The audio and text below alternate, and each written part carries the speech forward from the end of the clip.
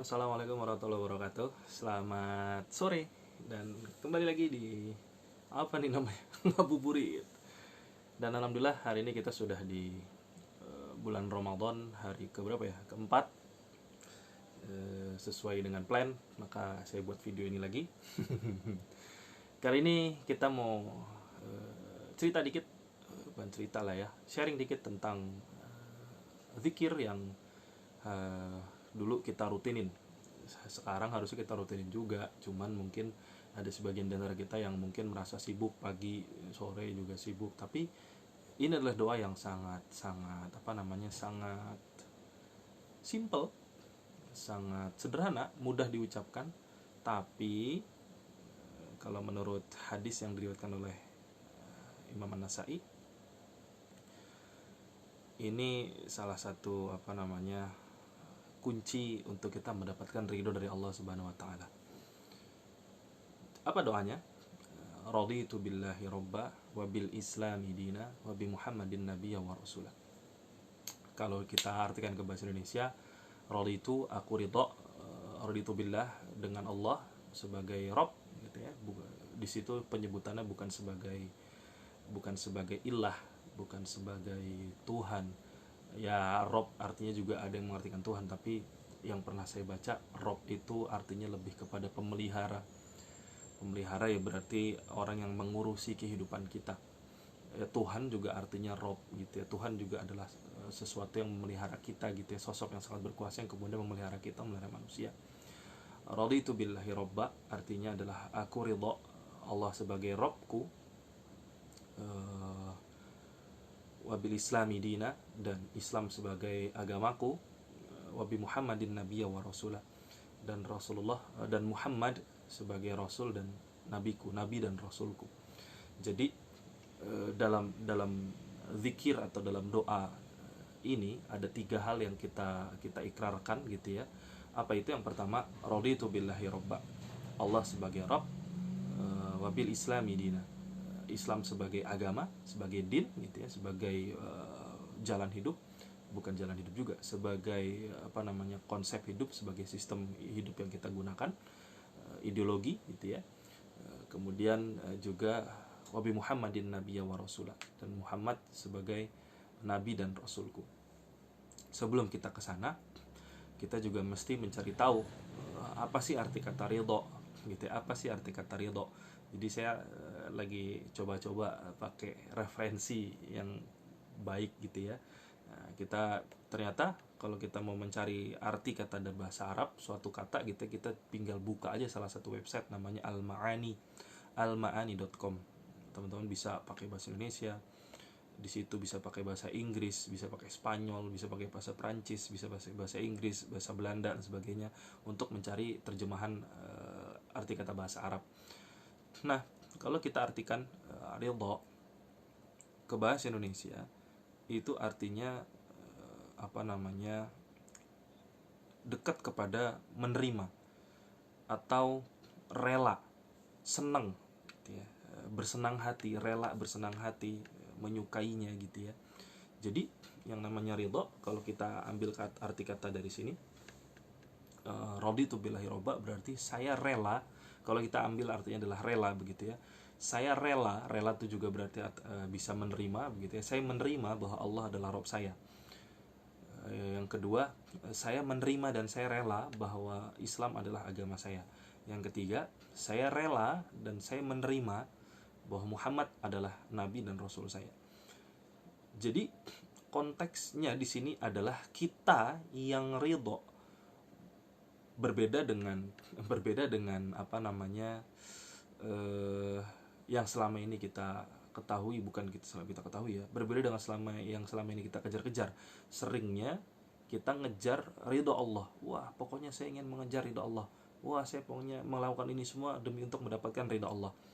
Tetapi kalau dalam konteks hadis tadi An-Nasai yang kemudian disunahkan kita membaca kalimat itu 3 kali, baik pagi dan sore, di pagi hari dan sore hari, konteksnya bukan kita mengejar ridha Allah dalam bahasa itu ya, dalam bahasa hadisnya, dalam teks doanya, tetapi lebih kepada kitanya dulu yang menerima bahwa Allah adalah Rabb kita, Allah adalah pemelihara kita, kita menerima dulu bahwa Islam adalah agama kita, kita juga mesti menerima dulu bahwa Muhammad adalah Nabi dan Rasul kita.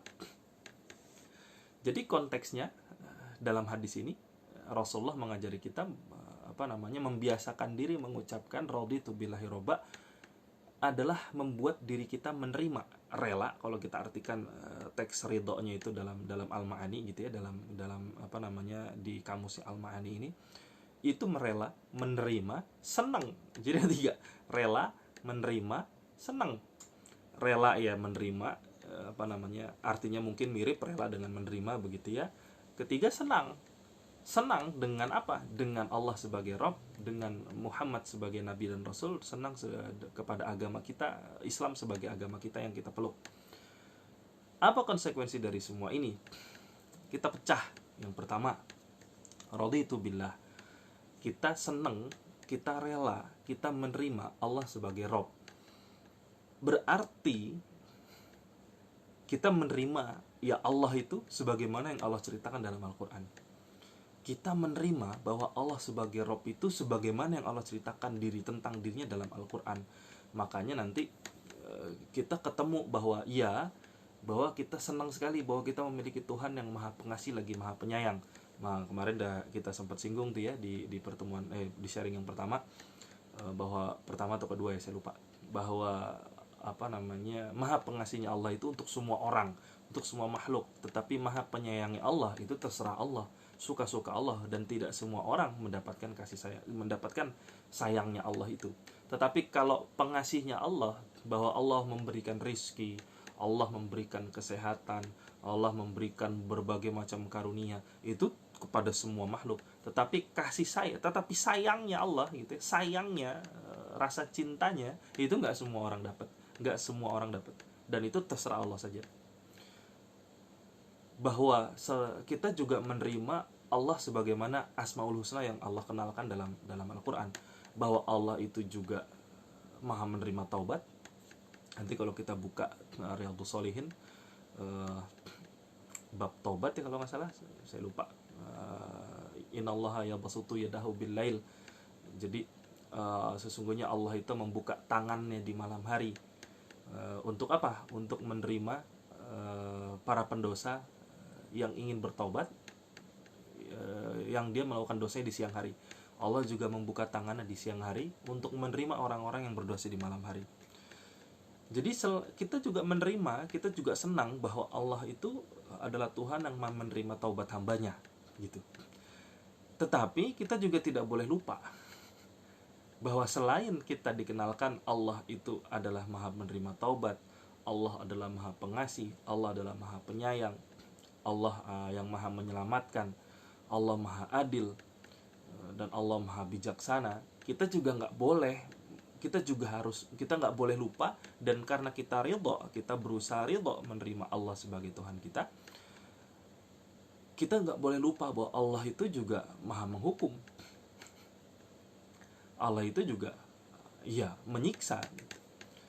Makanya ada neraka kan gitu. Allah juga menghukum, Allah juga menyiksa, dan Allah keras siksaannya kan gitu. Seringnya kita sebagai manusia, kita merasa mana ada Tuhan tapi kok dia mencintai peperangan, mana ada Tuhan tapi kok dia mencintai kekerasan, masa Tuhan tega menjebloskan hambanya masuk ke dalam neraka dan sebagainya. Jadi sebenarnya teman-teman, poinnya bukan itu gitu ya. Poinnya memang bukan sudut pandangnya itu bukan kita mencari Tuhan yang seperti apa, bukan. Tetapi dalam konteks raditu billahi robba, ya Allah sudah mengenalkan dirinya sebagai Tuhan yang maha selain maha penyayang, selain maha pengasih, selain maha menerima taubat hambanya, selain maha bijaksana.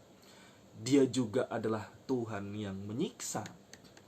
Dia juga adalah Tuhan yang memberikan balasan gitu ya. Yang namanya memberikan balasan itu kan atas amal baik kita juga diberikan balasan, atas amal buruk kita juga diberikan balasan. Itu kita senang, itu kita ridho. Gimana caranya? Ya kita mengenal Allah Subhanahu wa taala. Lewat apa? Lewat Asmaul Husnanya, lewat Al-Qur'annya, lewat hadis-hadis dari Rasulnya. Jadi dengan membiasakan diri mengucapkan raditu billahi robba, raditu billahi robba.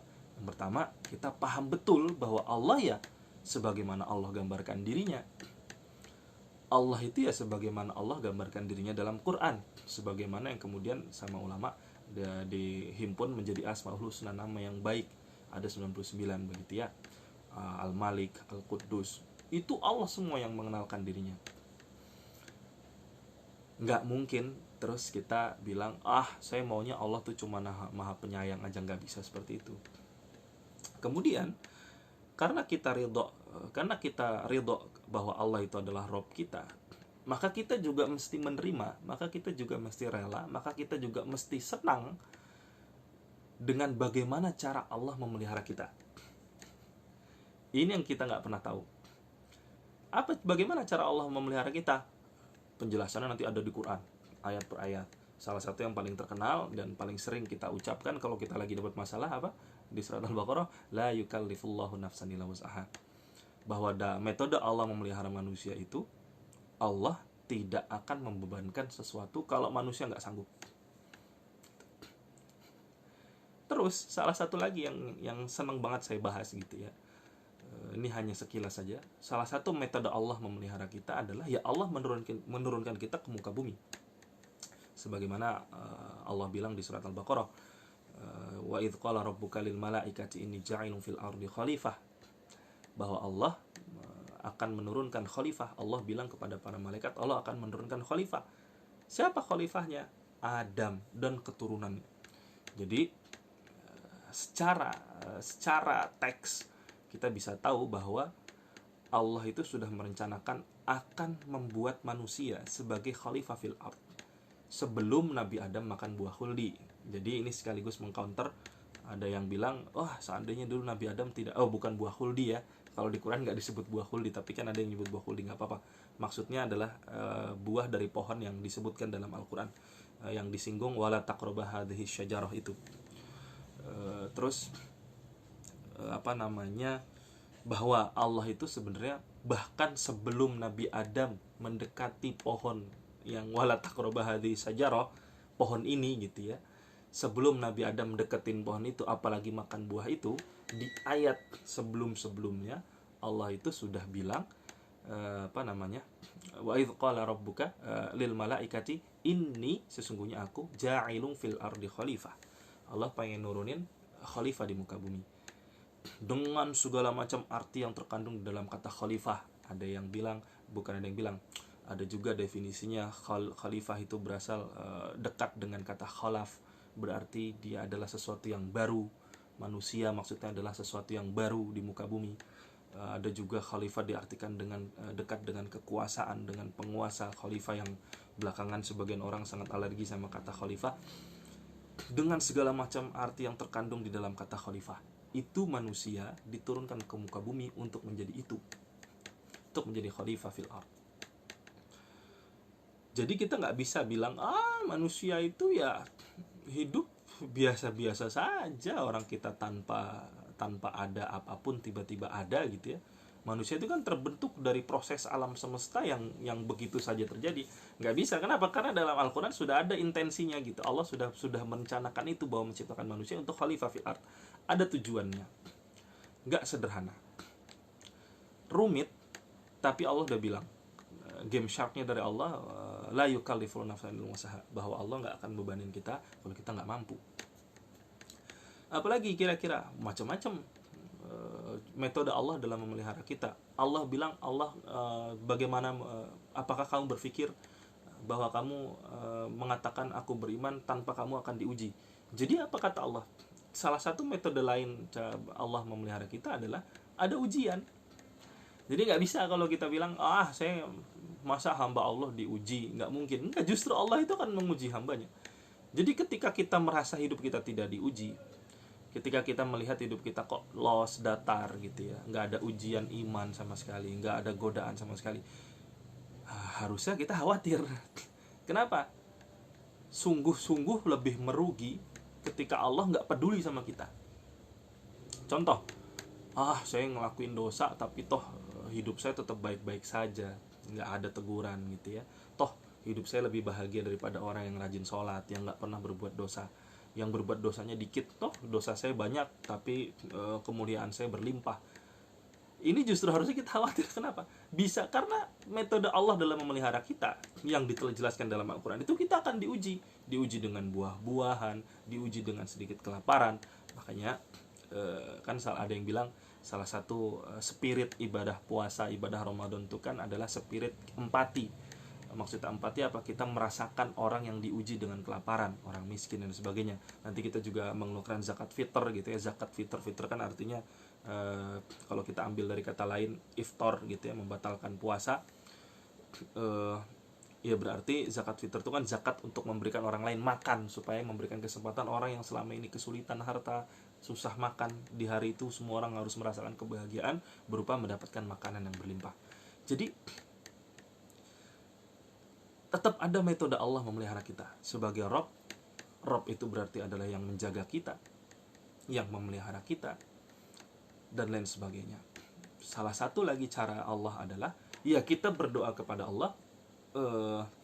Di surat Al-Baqarah juga ya, yang berdekatan dengan ayat puasa, kata Allah, jika hambaku bertanya tentang aku, fa inni qarib, kata Allah, maka aku ini dekat.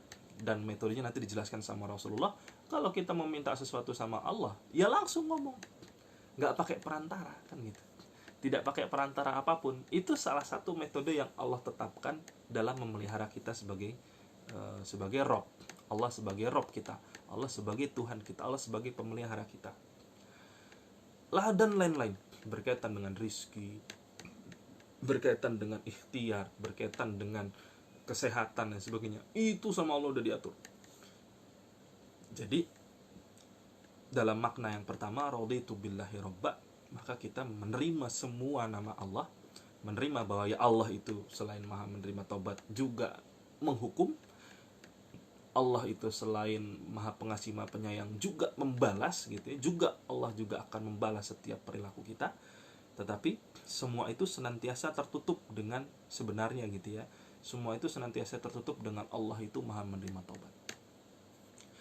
Dengan berbagai macam dosa yang kita lakukan gitu ya, dengan berbagai macam asmaul husna, walaupun Allah bilang Allah akan membalas dan sebagainya, tapi tetap kita nggak pernah bisa melupakan, dan kita nggak pernah boleh lupa bahwa Allah itu juga, bahwa Allah pernah berkata gitu ya lewat hadis qudsi. Kan hadis qudsi itu Allah yang bilang melalui lisan Rasulullah SAW. Di hadis itu dibilang, seandainya manusia itu datang kepadaku dengan membawa dosa seberat bumi, maka Allah akan mengampuninya. Kalau manusia itu datang dengan dosa setinggi langit, maka Allah akan mengampuninya. Dengan syarat apa? Syarat nggak ada syirik sama sekali. Syirik berarti menduakan Allah, mengakui ada Tuhan lain selain Allah. Maka dalam tataran akidah kita nggak boleh tuh mengakuin ada Tuhan lain selain Allah, nggak boleh. Dalam tataran akidah ini bukan terus kita ngomong kemana-mana sebagainya.